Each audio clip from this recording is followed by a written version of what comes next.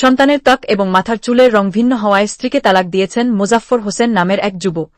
যশোর সদরের রামনগর ইউনিয়নের বাজুয়াডাঙ্গা গ্রামে এই ঘটনা ঘটেছে।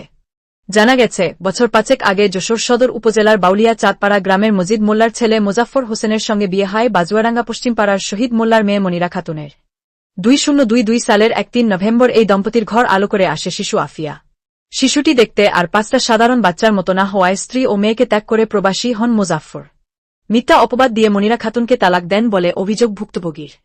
মনিরা বলেন, আফিয়া জন্মের পরপরই ওর বাবা আমাকে নানা অপবাদ দিতে শুরু করে। মেয়ে তার না, আমার অন্য কারোর সঙ্গে খারাপ সম্পর্ক ছিল। আমি বারবার বলেও তাকে বোঝাতে পারিনি। আস্তে আস্তে আমার সঙ্গে যোগাযোগ বন্ধ করে দেয়। পরে ৭ থেকে ৮ মাস পর আমাকে তালাক দিয়ে দেয়। এরপর আমার ও আমার মেয়ের কোনো খ্যাস নেয়নি। তিনি জানান, 2024 সালের 2 মে স্থানীয়দের সহযোগিতায় একটি সালিশ হয়। সেই সময় স্বামী মোজাফফরের পক্ষে তার বড় ভাই আবু বক্কর আফিয়ার খরচ বাবদ প্রতি মাসে ১৫০০ টাকা দেওয়ার অঙ্গীকার করেন, কিন্তু 2 বছর পার হলেও কোনো টাকা দেয়নি। ফলে সন্তানকে নিয়ে চরম দুর্দশার মধ্যে রয়েছেন তিনি। তবে আধুনিক যুগে নিজ সন্তানকে অস্বীকার করার সুযোগ নেই। প্রয়োজনে ডিএনএ, ডিঅক্সিরাইবোনিউক্লিক অ্যাসিড পরীক্ষা করে নিশ্চিত হওয়া সম্ভব।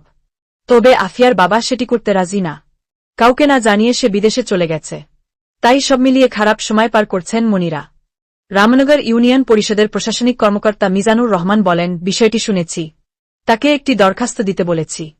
স্বামী পরিত্যক্তা ভাতা, সামাজিক সুরক্ষার ৩০ কেজি চাল কিংবা বরাদ্দ পাওয়া সাপেক্ষে তার ঘর তৈরির বিষয়ে সহযোগিতা করার চেষ্টা করব। তবে শুধুমাত্র ত্বক ও চুলের রঙের জন্য এমন আচরণ করায় হতাশ এলাকাবাসী। শিশুটির ত্বক ও চুলের বিষয়ে চর্মরোগ বিশেষজ্ঞরা গোলাম মুর্তুজা বলেন, জেনেটিক্যালি ত্রুটির কারণে সাধারণত এমন হয়। আমাদের দেশে অনেক শিশুই আছে এমন। আলাদা করে চিকিৎসার প্রয়োজন নেই, কেবল রোদে দৃষ্টিগত সমস্যা হয়। সান প্রোটেকশন নিলেই ভালো থাকবে।